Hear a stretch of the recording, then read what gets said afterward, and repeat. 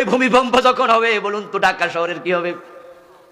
যে বিল্ডিং আমরা বানাইছি ঢাকা শহরে তো একটার উপর আর একটা পড়বে, কয় হুজুর পড়ার জায়গাও তো নাই।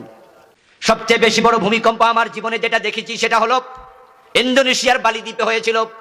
এই তো 8-10 বছর আগে সমুদ্রের 4000 ফিট গভীরে একটা ভূমিকম্প হয়েছিল, 9 পয়েন্ট সামথিং, 10 মাত্রারও নয়, 10 মাত্রার নিচে। ওই ভূমিকম্পের কারণে বালি দ্বীপে হাজার হাজার নৌযান ডুবে গেছে 1 সেকেন্ডের ভিতরে। কারণ ভূমিকম্প সমুদ্রে হয়েছে, এই সমুদ্রের পানি এমন জোরে লাফ মারছে 30 ফিট উঁচু হয়ে গেছে। শ্রীলঙ্কা এফেক্টেড হয়েছে, ইন্ডিয়া এফেক্টেড হয়েছে। যাদের মনে থাকবে তারা জানেন বাংলাদেশের কুয়ার পানিও পারে উঠে গেছে এরকম করে। আমিও শ্রীলঙ্কার বালি আপনার ইন্দোনেশিয়ার বালি দ্বীপে গিয়েছিলাম, তার 2-3 বছর পরে। আমি বালিতে গিয়ে দেখেছি সেখানে প্রায় বিল্ডিং গুলো 3 তলা 4 তলা 5 তলা, 5 তলার উপরে কোনো বিল্ডিং আমার চোখে পড়েনি। হতে পারে সেখানের কর্তৃপক্ষের সে বড় বিল্ডিং বানাইতে দেয় না, কিন্তু জাকার্তায় দেখেছি অনেক বড় বড় বিল্ডিং। আমার বন্ধু যখন 30 ফিট উঁচু হয়ে এই ভূমিকম্পের কারণে পানি আসলো, তখন ওই 3 তলা বিল্ডিং গুলো পানির নিচে চলে গেছে। রাস্তাঘাটে যারা বেরিয়েছিল তারা সবাই পানিতে সাগরে ভেসে গেছে, চারিপাশে ভারত মহাসাগর। ওই 10 মাত্রার ভূমিকম্প যদি এমন হয় আর আমার আল্লাহ যদি 100 মাত্রায় ধাক্কা মারে, তখন পৃথিবীর কি হবে? এভাবে তামাম পৃথিবী প্রকম্পিত হবে, চলতে থাকবে ধ্বংসলীলা। ওই ভূমিকম্প যখন হবে বলুন তো ঢাকা শহরের কি হবে? যে বিল্ডিং আমরা বানাইছি ঢাকা শহরে তো একটার উপর আর একটা পড়বে, কয় হুজুর পড়ার জায়গাও তো নাই, ঠিক না? যে বিল্ডিং বানায় 2 পাশে 8 তলা 2টা আছে, মাঝখানে ফাঁকা আছে এমন কম যে নিজে মাথা ঢুকান যায় না। আমার বন্ধু তখন একটার উপর একটা পড়বে। ইয়াউমানাত বিসসামা কাতাইস সিজিল্লিল কুতুব। আল্লাহ কো 7 আকাশ আলাদা আলাদা। হাদিসে পাওয়া যায় এক আকাশ থেকে আরেক আকাশের দূরত্ব 500 বছর।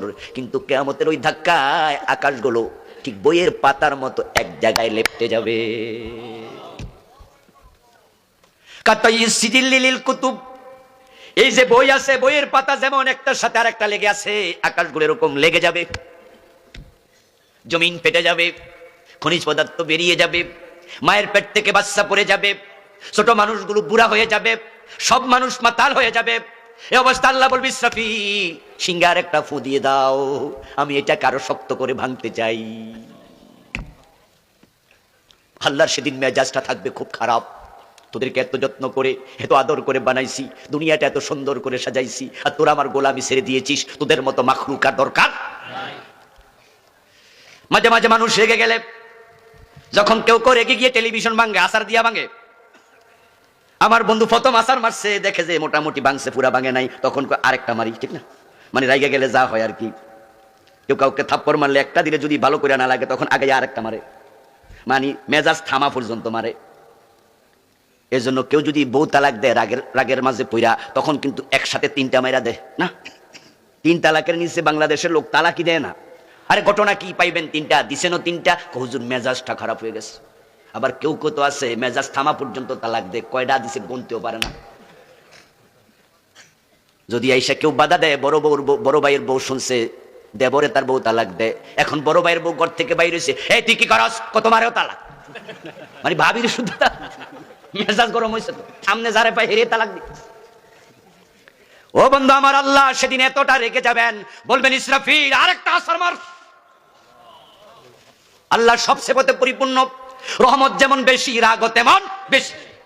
ইন্না বাতশা রাব্বিকা লাশাদীদ। সুবহানাল্লাহ। আল্লাহকে রহমান শুনতে শুনতে অভ্যাস খারাপ হয়ে গেছে, আল্লাহকে গাফফার শুনতে শুনতে আপনাদের অভ্যাস খারাপ হয়ে গেছে। তাই সুরবেরা চুরি করতে সময় কয় আল্লাহর যে দয়া আমারও মাফ করে দিব, কিন্তু আল্লাহ যে জব্বার, আল্লাহ যে কাহ্হার, ওই শপথ গুলো পাবলিক ভুলে গেছে। আল্লাহ রহমান কোনো সন্দেহ নাই, আল্লাহ গাফফার কোনো সন্দেহ নাই, কিন্তু ভুলে যেও না সে আল্লাহর আরেক নাম আছে জব্বার, ঠিক কি না? আজিজুল জব্বার। জাবরুন মানে শক্ত করে ধরা। লা ইউসিকু ওয়াসাকাহু আহাদ। কোরআনে আল্লাহ বলছে যে আল্লাহর মতো শক্ত করে ধরার ক্ষমতা দুনিয়ার কারো নেই। এখন মানুষ তো ভুলে গেছে আল্লাহ যে ধরতে পারে, তবে যখন ধরে তখন তিনি কাউকে ছাড়ে না। আল্লাহ ছাড় দেয় কিন্তু ছেড়ে দেয় না। ونفخ في الصور فصعق من في السماوات ومن في الأرض إلا من شاء الله সুবহানাল্লাহ পড়েন। আল্লাহ কোরআন মাজিদে বলছে ইসরাফিল আবার সিংহে আরেকটা ফু দেবে, ওই ফু দেওয়ার সাথে সাথে ফাসায়কা মান ফিস সামাওয়াতি ওয়া মান ফিল আরদি, জমিনে যারা আছে আসমানে যারা আছে, জমিনে আছে মাখলুক, গরু ছাগল মহিষ বাল্লুক মানুষ কত প্রাণী, আসমানে আছে আল্লাহর ফেরেশতা। ওই ফুৎকারের পরে দুনিয়ার মাখলুক তো থাকবেই না, আসমানের ফেরেশতারা শুদ্ধ মরে যাবে। এবার বুঝেন দ্বিতীয় ফুৎকারে আসমানের ফেরেশতা পর্যন্ত শেষ। কি ধাক্কা আল্লাহ মারবে পুরা মহাজগৎকে, শুধু পৃথিবীকে না।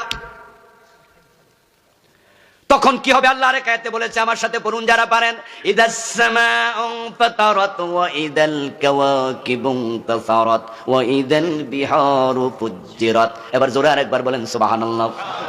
তখন আকাশ ফেটে যাবে, আকাশে যত তারকা আছে সবগুলো একটার পর একটা দুনিয়ার উপরে আছড়ে পড়বে, তাম পৃথিবী অগ্নিগোলকে রূপান্তরিত হয়ে যাবে।